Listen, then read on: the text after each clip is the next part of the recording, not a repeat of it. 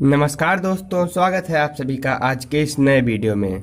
तो इस वीडियो में हम कक्षा 10 के गणित के प्रश्नावली 14.2 हल करेंगे।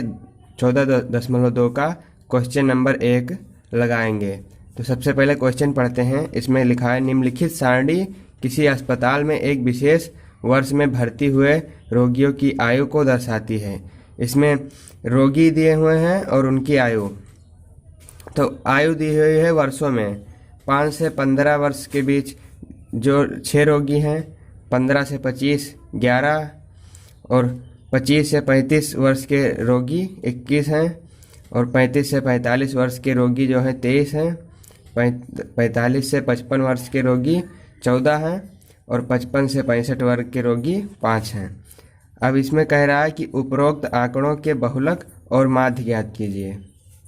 तो इन जो आंकड़ा यह दिया हो इसका हमें बहुलक ज्ञात करना है और समांतर माध्य। माध्य मतलब होता है समांतर माध्य। तो सबसे पहले हम सारणी बना लेते हैं अपनी कॉपी में। तो सारणी में सबसे पहले हमें क्या दिया हुआ था, आयु। तो आयु हमने लिख लिया है। आयु क्या है, वर्ग अंतराल। 5 से 15, 15 से 25 ये सब वर्ग अंतराल है जो आयु है। और रोगियों की संख्या दी हुई है जो कि बारंबारता है F। बारंबारता को हम F से लिखते हैं। तो जो क्वेश्चन में दिया हुआ था 6, 11, 21 वही हमने लिख लिया है। अब हमें मध्यमान ज्ञात करना है। मध्यमान मतलब कि इसकी निम्न सीमा और उच्च सीमा दोनों को जोड़कर आधा कर दो। तो 15 और 5 को जोड़ेंगे कितना आएगा, 20। अब 20 का आधा करेंगे तो आएगा 10। 10 हमने लिख दिया यहाँ पर। अब इसमें वर्ग अंतराल कितने का है, 5 से 15 में 10 का वर्ग अंतराल, 15 से 25 में 10। तो इसमें वर्ग अंतराल 10 का है। तो प्रत्येक मध्यमान के लिए उसमें हम 10-10 जोड़ते जाएंगे। 20 में 10 जोड़ेंगे 30 और 30 में 10 जोड़ेंगे 40 और 40 में 10 जोड़ेंगे 50 में 10 60। अब इसे चेक कर लेते हैं कि इसकी निम्न सीमा और उच्च सीमा दोनों को जोड़ेंगे 65 और 55 जोड़ेंगे 120 आएगा और 120 का आधा करेंगे 60। तो इसका मतलब हमारा मध्यमान सब सही है। अब हमें बारंबारता और मध्यमान का गुणा करना है। F × X हमें पता करना है। तो 10 को 6 से गुणा करेंगे तो आएगा 60 लिख देंगे हम यहाँ पर। अब 11 को 20 से गुणा करेंगे तो 220 आएगा, इसे भी हम यहाँ लिख देते हैं। और 21 को 30 से गुणा करेंगे तो 630 आएगा। गुणा आप पीछे कर सकते हैं रफ में। और 23 को 40 से गुणा करेंगे 920 आएगा। और फिर 14 को 50 से गुणा करेंगे तो 700 आएगा। और फिर 5 को 60 से गुणा करेंगे तो 300 आएगा। आपको संख्याओं को ऐसे लिखना है कि इकाई के नीचे इकाई, दहाई के नीचे दहाई और सैकड़ा के नीचे सैकड़ा। इससे आपको जोड़ने में आसानी होगी। अब हम सबसे पहले सिग्मा एफ, हमें माध्य निकालने के लिए 2 चीज़ें चाहिए, सिग्मा एफ एक्स और सिग्मा एफ। तो एफ के सभी मानों को हम जोड़ लेंगे तो सिग्मा एफ हमें प्राप्त हो जाएगा। तो सिग्मा एफ बराबर, इसको हम जोड़ेंगे 11 और 6 17, 17 और 1 18 और 20, 18 20 38 और 38 और 3 41, 41 और 20 61 और 4 65, 65 और 10 75 में 5 जोड़ेंगे 80। तो सिग्मा एफ हमारा कितना आ गया, 80। अब ऐसे ही इसको जोड़ लीजिए, सिग्मा एफ एक्स, ये क्या है, एफ एक्स है और सिग्मा मतलब कि इनका योग। तो इन सब का हम योग जोड़ेंगे, इकाई को इकाई में जोड़ेंगे तो कितना आएगा, 0। और फिर 6 2 8 3 11 2 13, 13 के 3 लिखेंगे, हासिल आया 1, 2 और 1 हासिल 3 हो गया, 6 9 9 9 18, 7 25 और 3 28। हमने जोड़ लिया। अब सिग्मा एफ एक्स आ गया है 2830 और सिग्मा एफ आया है 80। अब हम लिखेंगे समांतर माध्य का सूत्र। तो समांतर माध्य x बार बराबर सूत्र होता है सिग्मा एफ एक्स बटे सिग्मा एफ। तो अब हम सिग्मा एफ एक्स जितना है मान लिख देंगे 2830। सिग्मा एफ एक्स के जगह पर 2830 लिखेंगे।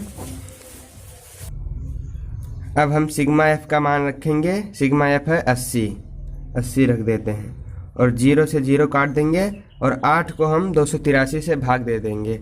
तो 8 को 283 से जब हम भाग देंगे तब हमारा आंसर आएगा, अब आया है आंसर 35.375।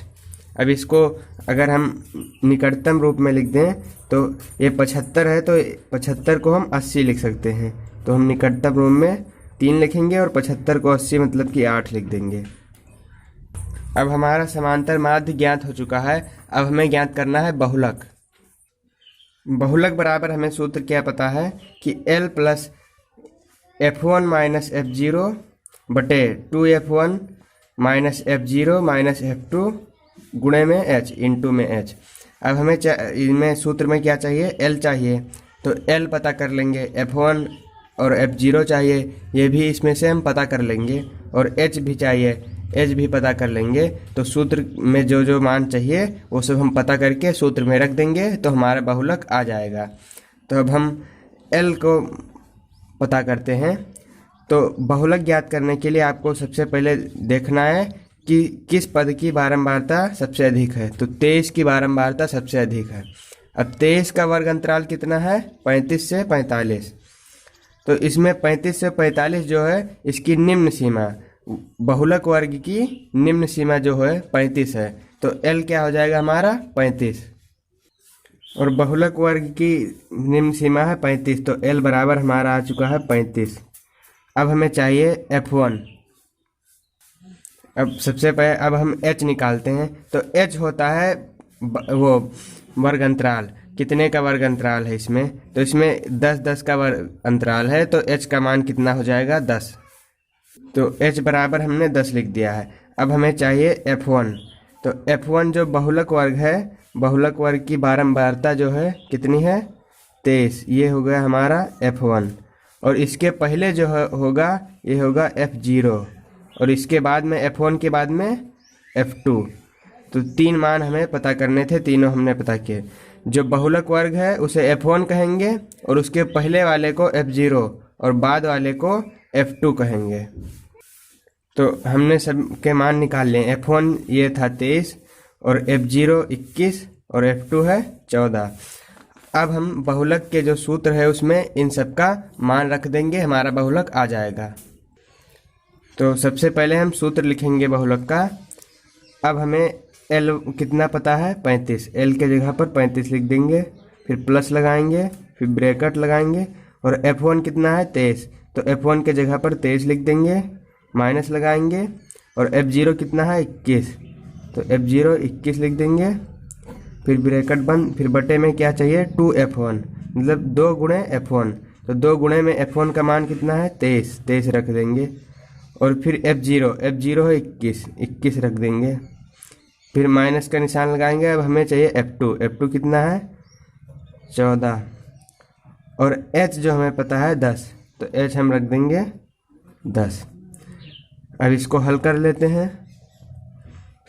प्लस अब 23 से 21 घटाएंगे, कितना बचेगा 2 लिखेंगे, और फिर 23 को 2 से गुणा करेंगे, आएगा 46।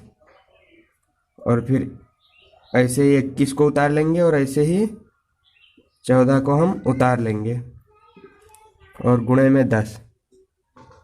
तो अब हम 35 ऐसे उतार लेंगे, प्लस लगाएंगे। अब 2 को 10 से गुणा करेंगे, क्योंकि 10 यहाँ पर अंश में है, तो अंश का गुणा अंश से और हर का गुणा हर से होता है। तो अंश से अंश में गुणा करेंगे, 2 दहाम 20 आ गया। और फिर इसमें 46 है, और समान निशान जुड़ जाता है, तो ये समान निशान है 21 और 14 में, तो 21-14 जुड़ जाएगा, आ जाएगा 21-14 35। और 46 से 35 घटाएंगे तो कितना बचेगा 11, वही हमने लिख दिया। अब हम 11 को 20 से भाग देंगे। तो 11 को 20 से भाग देने पर आप रफ में पीछे भाग दे सकते हैं, 1.81 आया है। अब 35 में 1.81 जोड़ देंगे, तो आ जाएगा हमारा 36.81। यही हमारा बहुलक आ चुका है। तो हमने बहुलक और समांतर माध्य दोनों निकाल लिया है।